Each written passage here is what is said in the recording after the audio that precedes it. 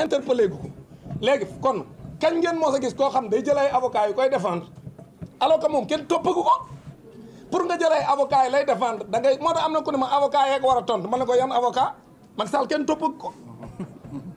ñun ñoo koy défendre ñun ñoo koy tontu parce que ñoom li ñu def c'est une erreur dans la communication li ñu def moo tax j'ai compris Juan Branco qui dit que ñoom dañoo jébbal seen bopp parce que en réalité yow xuux rek nga daw Macky Sall kenn toppagu kon léegi moom lan lay doyee avocat yu koy défendre léegi nag aujourd'hui xam nga loo ciy jàppee ci loolu mooy Macky Sall ci boppam xam na ni def na njombe Sénégal Macky Sall dafa rey Sénégalais yi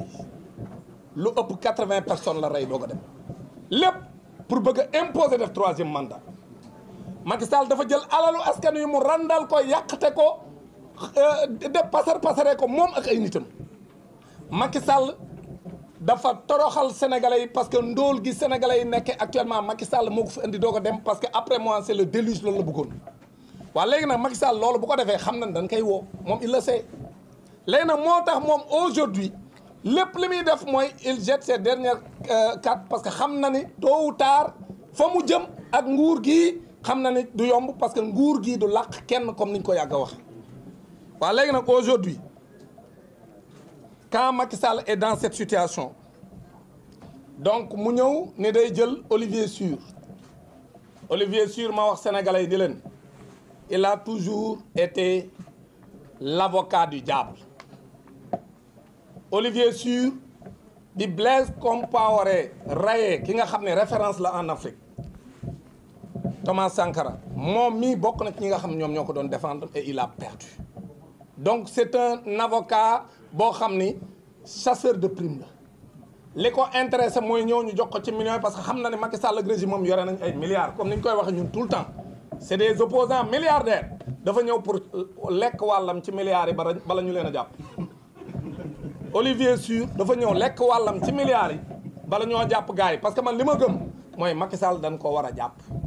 parce que loolu la Sénégalais yi bëgg boo génnee ci mbedd mi dañ naan la lu ngeen di xaar pour jàpp Macky Sall ak njombe li mu fi def yëpp mënta toog ca Marrakech di noncé suñuy milliards dañ ko war a indi ci réew mi te pour la première fois ma gis ko xam ne yow nee nga da ngay ñëw défendre sa bopp mais na ñëw défendre boobu ci Sénégal il n'a qu'à venir au Sénégal ñëw défendre boppam moom Macky Sall bu dee li muy wax dëgg la ci moom bu dee deful dara lan lay ragal na ñëw Sénégal ni fi cëpp daal di wàcc AIBD ñëw taxaw ni moom day ñëw défendre ànd ak ay avocats ak ay politiciens yi ànd ak moom mu ñëw ni day défendre lu tax Macky Sall mënul def loolu man su ma déggee ñu naan Macky Sall est l'opposant le plus dangereux pour le régime man leen bala ngay nekk un danger pour le régime da ngay ñemee ñëw ci réew mi Macky Sall dafay ñemee ñëw bay nekk opposant bu dangereux beneen bi mooy aujourd'hui il faut ñu xam ni APR li nga xam ne am na démb seen siège bi day wane ni régime bii nag régime bu baax la parce que Macky Sall musta may ab avocat bu jógee à l'étranger Juan Branco exemple la ci quand Juan Branco est venu ici ñuy def seen conférence de presse yéen ñii am na ñu ko ci fekke ñuy def conférence de presse fii ici au niveau du relais mais bi mu yegsee lan lañ ko def dañ ko exfiltrer parce que dañoo ñëw am information que ñu ngi koy jël si ci biir conférence de presse bi moom Olivier Sur kenn jëliwu ko dañ koo bàyyi mu toog wax ba géex wax ay waxi caaxaanam dem yoonam bi mu paree ñu dem ci ay télé ñu koy invité muy wër ci télé yi di wax te kenn jàpp ko alors que Juan Branco bi mu paree ci conférence de presse bi relais dañ koo jël le maire des Parcelles Assainies ak le maire Pape Sow bu Sangalkam ñoom ñoo dem di ko làq di ko wër ba dugal ko ci gaal yóbbu ko Mauritanie pour mu jaaree fa daw kon nag foofu day wane ne booba dictature moo am Sénégal un avocat Sénégal ak France am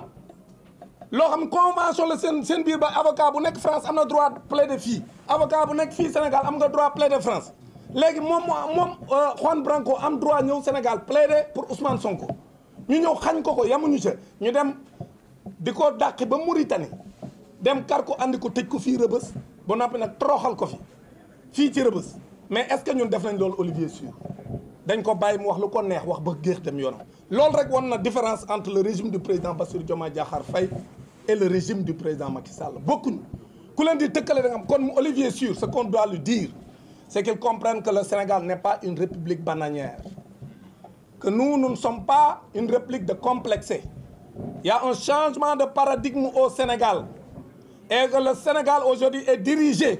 par des hommes et des femmes qui sont fiers d'être sénégalais. qui n'ont aucun complexe envers l'Occident, qui n'ont aucun complexe envers la France. C'est ça que Olivier Sur doit comprendre. Qu'aujourd'hui, si on l'a pris pour être un sorcier blanc, pour venir nous rappeler que nous étions donc des colonisés, que cette époque est révolue et qu'il y a un changement de paradigme et qu'à la tête du pays, nous n'avons pas des laquais, mais que nous avons des gens qui comprennent les enjeux du monde et qui veulent un respect pour le pays et qui sont fiers d'être Sénégalais et qui veulent construire un État moderne, un État souverain, un État prospère et un État juste. C'est ça que nous sommes en train de construire dans ce pays. C'est ça qu'Olivier Sur doit comprendre. Que s'il pense qu'il peut manipuler les Sénégalais et s'il pense que ce complexe qui a toujours existé entre le colon et le colonisé, que ce complexe-là continue à exister au Sénégal, c'est parce qu'il ne comprend pas. Il faut lui dire que le pays a changé. Et les arguments qui sont avancés par Olivier Sur, parlant de rapports cachés, en disant que tous les rapports n'ont pas été divulgués, c'est parce que Olivier Sur ne dit pas la vérité. Ces arguments sont tirés par les cheveux. Encore une fois, il n'y a aucun rapport caché. Ce qu'il y a aussi, c'est qu'on a respecté tout ce qu'on a comme réglementation dans ce pays depuis 2012. Quand il y a un changement de régime, il faut auditer les comptes. Et on a audité les comptes. L'inspection générale des finances a produit son rapport. Ensuite, la Cour des comptes, ça a été certifié par un cabinet privé, le cabinet Mazars. Aujourd'hui, le FMI, qui est l'organe qui peut, en dernier ressort, infirmer ou confirmer, vient de confirmer qu'il y a eu de la dette cachée au Sénégal. C'est ça qui est important et le débat est clos. Parce que si vous vous rappelez bien, les gens de la paire, quand on a commencé à parler de dette cachée, avec un niveau d'endettement assez élevé, où on parlait de 119% du PIB, ils avaient dit qu'ils attendaient le rapport du FMI. Mais aujourd'hui que le FMI a tranché le débat, au lieu d'accepter quand même, parce que le FMI, vous pensez que le FMI va trancher le débat alors qu'il n'y a pas de rapport? Au contraire, c'est sur la base de ces différents rapports et qu'ils ont éprouvé,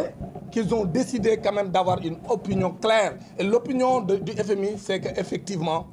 il y a eu de la dette cachée au Sénégal. Donc encore une fois, nous les Sénégalais, nous devons être fiers. Nous devons être fiers d'avoir un régime qui dit la vérité au Sénégal. Nous devons être fiers d'avoir un régime qui est aux côtés des populations et qui est là pour servir quand même de transition pour montrer que ce qui s'était passé ces 12 dernières années-là sous Macky Sall, ça ne va plus se passer dans notre pays. Et c'est ça qui doit nous rendre fiers. Quand nous, nous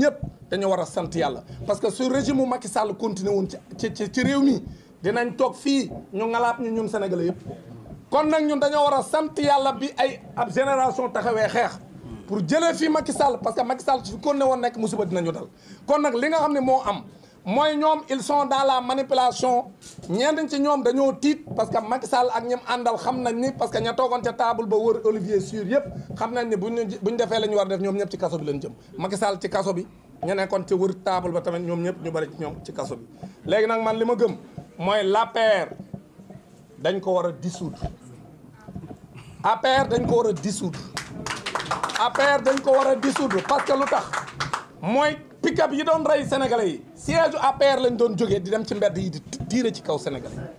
te loolu ñun ñëpp teg ngeen seen bët manipuler nañ fi police ni ko defloo ko conférence de presse seen alliés yi nekk en France ñoo def conférence ñoom it def seen i émission daan ni effectivement loolu police Sénégal bi wax ne manifestants yi ñoo doon reyante seen biir loolu du dëgg ay nervi ànd ak ay complices yoo xam si ñu ngi ci ay pick-up bu policier ñoom ñoo doon rey Sénégalais yi c'est exactement ce qui s'est passé kon nag parti bu fi def loolu man dama gëm ni waratul concourir au suffrage des Sénégalais man dama gëm ni parti bu fi def loolu dañ ko war a dissoudre APR c'est respecter la loi sénégalaise parce que un parti Pastef def fi dara ñu dem dissoudre ko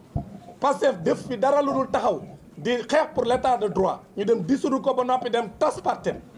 dañoo ba noppi dem tëj siège am dañoo dissoudre Pastef ba noppi tëj siège am waa léegi APR nag c'est la même chose aujourd'hui lañ ko def aujourd'hui ñun dañu am ay raison parce que boobu ñoom bi ñu koy def dañu doon jaay doole mais ñun buñ ko dee def duñu jaay doole man dama gëm ne APR dañoo war a tas parti bi kenn ku bokk ci APR waratu la présenté wu ci benn élection tant que mi ngi présenté wu au nom de l'APR bu présenté woo ci leneen nag mën na nekk candidat beneen bi nag mooy APR comme siège la boo xam ne ci tappale la nekkoon pendant toutes ces années là di fa organiser ay nervi pour rey Sénégalais yi parti bu mel noonu waratul am siège ci fii ci Sénégal kon loolu man jàpp naa ni war nañ ko mën a def pour respecter les Sénégalais encore une fois pour terminer dañu bëgg a wax ni tey li ñu andi fii mooy leeral parce que su fekkente ni am na ñu naan waruñu ko woon a leeral jaru ko c'est parce que dañoo xamul li nga am ñoom ci lañ nekk seen i tappale léegi nag pour leeral lii li tax ñu def ko mooy encore une fois ñun amuñu benn intérêt am na ku ko fi wax dem di jël lu mat ñeenti junni ak juróom-ñetti téeméeri milliards yu teg juróom fukk muy 4850 milliards ñu naan dañuy dem naan ñun dañ koy moomale Sénégal det boobu pour di ko fay pour wut lu neex lu naqari Macky Sall wala di seet loo xam day renforcer le régime a le soutien du peuple kon régime bi ci dëgg lay dox maintenant nag wax dëgg gi pour sénégalais yi xam li xew maintenant sénégalais yi ñooy jël seen responsabilité mais le régime également va prendre ses responsabilités encore une fois Macky Sall li mu fi leb nëbb ko sénégalais yi kooku à travers l'Assemblée nationale parce que bu ñu nee nëbb ko sénégalais yi mooy nëbb ko kii représente le peuple sénégalais muy l'Assemblée nationale kon nag léegi comme Macky Sall loolu la fi def muy 4850 milliards yoo xam ne Sénégal moo koy fay te comme ni ko Babou waxee bis bu ñu xëyee à partir 2026 dañuy xëy ñun sénégalais yi di fay fukki milliards ak juróom-benn par bis boo xëyee fukki milliards ak juróom-benn mi ngi ci sa ndodd mi yow Sénégal ak say mbokk sénégalais yéen a koy fay chaque jour te loolu kan moo ko fi bàyyi muy Macky Sall te bi mu koy def yëgalu leen ko yéen pourquoi yëgalu leen ko parce que assemblée nationale bi ngeen fal yéen mu war a wax ci seen tur mu war koo autoriser pour mu def ko demul ca moom ne ko est-ce que mën naa ko def war a mënu ma koo def dafa dem def ko sans l'aval de l'Assemblée nationale c'est ça que Macky Sall a fait aujourd'hui nag loolu lay jéem a nëbb moo tax mu bëgg a nasaxal xelu sénégalais yi moo tax tey ñu ñëw leeral leen ko ne loolu la Macky Sall def ça ne veut pas dire parce que jégg naa tappalekat yi wax naan waaye yéen bàyyi leen bor bi mais ñun bor bi ñu ngi koy fay mais le président Bassirou Diomaye Faye et le premier ministre Ousmane Sonko seen gouvernement weer wu ne ñu ngi fay le service de la dette bor bi ñu ngi koy fay weer wu ne ba ñëwee ba léegi amul benn weer bu nu fayul ñun ñu ngi koy fay mais dañ leen koy leeral pour ngeen xam ko mais ñu wax leen ko ngeen xam ko loolu mooy dëgg maintenant nag teewul du ñu wàcc parce que ñun ñoo ko leb lu tax ñun ñoo ko leb mooy Sénégal moo ko leb mais nan la ko lebee ci tappalay Macky Sall ak ñi mu àndal kon nag lii mooy situation bi leen wax ni daal in 2 minutes yeah I will conclude